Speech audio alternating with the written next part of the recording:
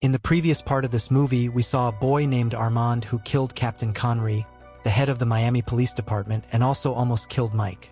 Armand was doing all this at the behest of his mother because of Mike. His father was killed, and now Amando is killing the people who caused his father's death. At the time, Mike was an undercover agent, and he still is. Later, when Mike goes to kill Amando, he finds out Amando is his son. Armando's mother was Mike's first girlfriend. Mike does not hit his son. Amando also comes to know that Mike is his father. Then he gets shocked, but his mother is about to shoot Mike when Amando intervenes. He comes and saves Mike, but Amando has killed so many people, so he is sentenced to life imprisonment. Meanwhile, Mike is going with his friend Marcus to marry his girlfriend, Christine. Marcus is also an undercover agent. On the way, Marcus asks May to stop the car and gets down to get a drink from the store. Actually, because of Marcus's heart problem, he was forbidden to eat any fast food. But when he sees that hot dog at the store, he finds himself he is unable to control himself and starts eating the hot dog. Then a thief comes to the store to steal it. Marcus was late in coming there, so Mike also came to the store. He gets angry after seeing the hot dog in Marcus' hand and kills him. I asked him to leave, but the thief was about to attack Marcus. Then he snatched the thief from him and Mike shot the thief in the leg. Then Mike left in the car with Marcus. Then Mike married his girlfriend. Where many people known to Mike had come. Mike also had another girlfriend with her boyfriend, whose name was Rita. After the death of Convent, Rita is the captain of the Miami Police Department. Everyone here enjoys, but when Marcus dances. When he is doing this, he has a heart attack and becomes unconscious. Mike picks him up and takes him to the hospital. He begins to see things from his past. Marcus sees himself on a beach where Conrad approaches Marcus, and he tells her that his time has not yet come. Marcus laughs, and then he regains consciousness. He gets up from the hospital bed and goes up to the roof. He feels like he has got a new life. Mike is also there. He gets hugged by Marcus. On the other hand, a criminal named Magara comes to a cartel with his people.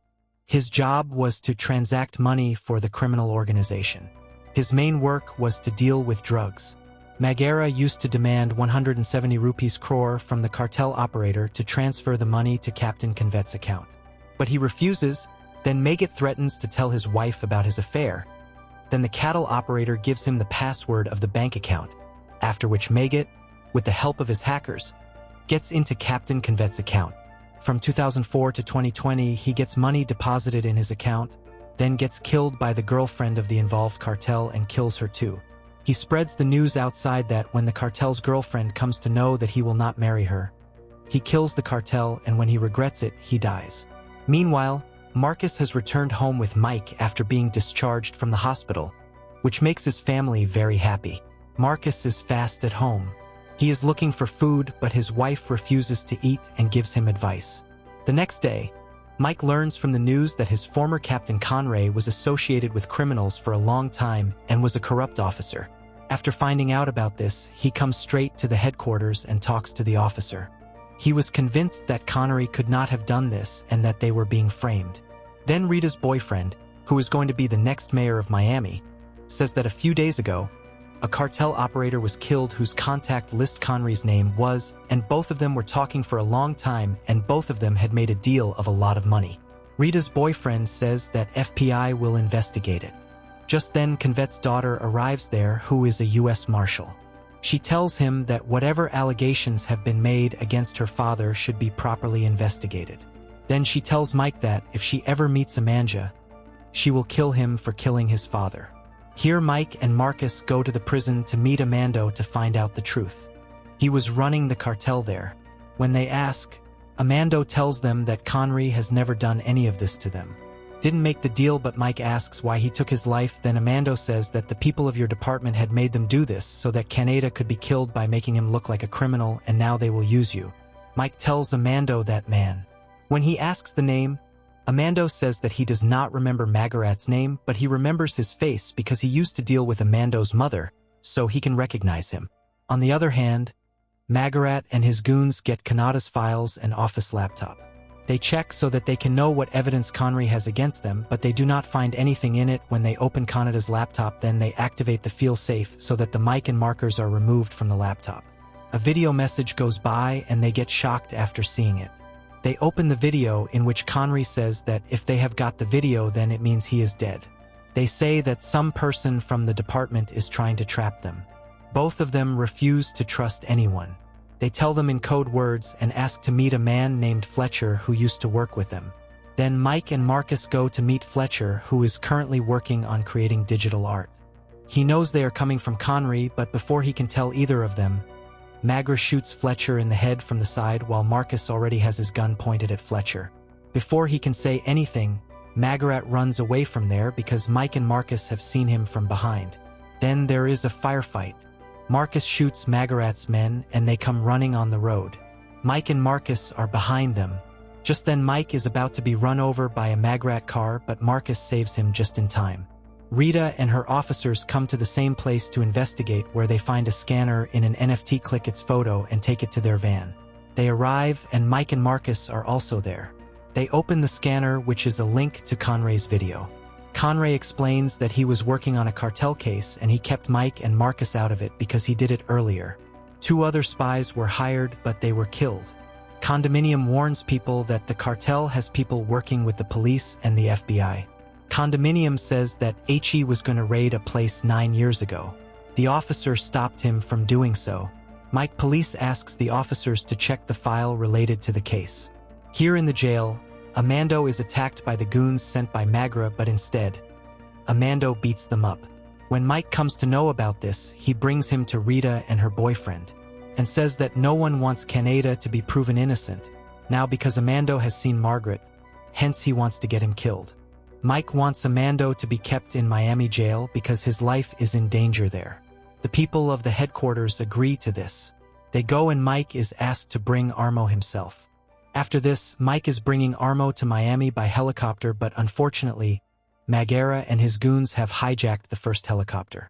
Magara puts a knife to the pilot's neck and kills him. Asks to speak the message, which was for the control room.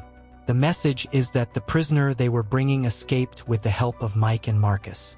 Then Margaret kills the pilot and escapes with the help of a parachute along with some of his people.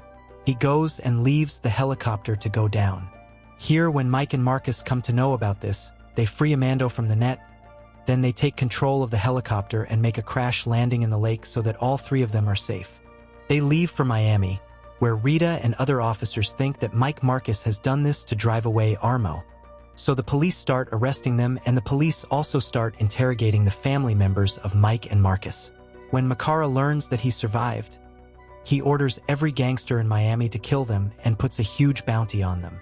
The next day, Mike, Marcus, and Amando go ahead and steal a car from a place. After escaping from there and back in Miami, their car breaks down. Then Mike goes to a nearby club whose owner he knew. Mike asks for his help. She pretends to help him and takes the 3 for a reward.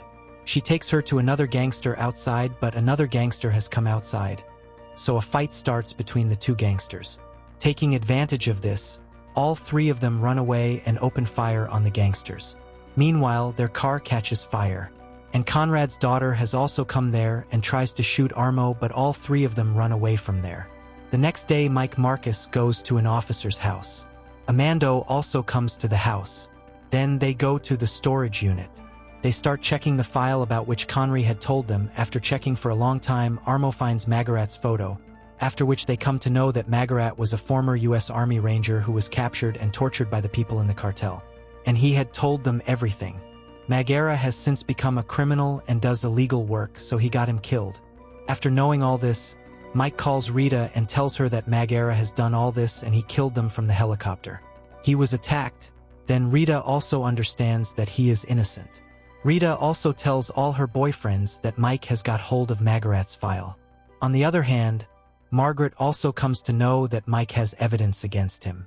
So he sends his goons to his house to kidnap his wife and family members. Then the officer sees some goons entering the CCTV camera of Mike's house, so he informs the police about this. Marcus is also here. He calls his son-in-law and tells him about this. He hides all the people in the house and comes to fight them. He kills everyone one by one. Marcus's son-in-law is a commando, so he can easily kill 15 goons. On the other hand, Margaret goes to Mike's house with his men and captures his wife. Margaret calls Michael, and in exchange for his wife, he asks to give all the evidence against Amando and him, but Mike doesn't understand how McCrae came to know. There is evidence that he had told this only to Rita. Then he gets suspicious about her boyfriend, so Mike tells Rita all this. He used to message Rita to her boyfriend. Rita sees what is happening, which turns her suspicion into belief. He starts attacking her, but the officers catch him and bring both of them to the headquarters. Rita goes to her boyfriend and asks him about all this. She is his lover. She was taking voice samples, and with the help of software, they converted Mike's voice into her voice and called Magara from Rita's boyfriend's phone and asked him to come to Alligator Park with Mike's wife and stay there till the next morning. They arrive, but Rita's boyfriend gets suspicious when he arrives there where Mike is about to shoot Magara with a sniper. Meanwhile, Magara's man sees Amando before he can kill him. Amando shoots him. Margaret sees all this. He brings Mike's wife inside with him, and then Mike and Marcus come out and eliminate Magara's goons individually. There is a fight going on here, and taking advantage of this, Rita's boyfriend starts running away with the plane, but Rita is in his plane. Amando himself gets injured trying to save Conrad's daughter. Then she picks her up and brings her out. There, Rita's boyfriend shoots an officer in the hand. Then Rita tries to shoot Mike, but she kicks him and throws him into the crocodile's water, and the crocodile eats him. Meanwhile, Magara holds Marcus and Mike's wife at gunpoint and forces Mike to choose between Marcus and his wife. Then Mike shoots Marcus in his bulletproof vest and then shoots Magara, killing him. Conrad's daughter leaves Amando because he saved her daughter's life. My commando is here. Meanwhile, the police come and catch the remaining Magara goons, and the next day Conrey is proven innocent, which makes Rita happy. A few days later, Mike, Marcus, and Rita are having a picnic together. The movie ends here,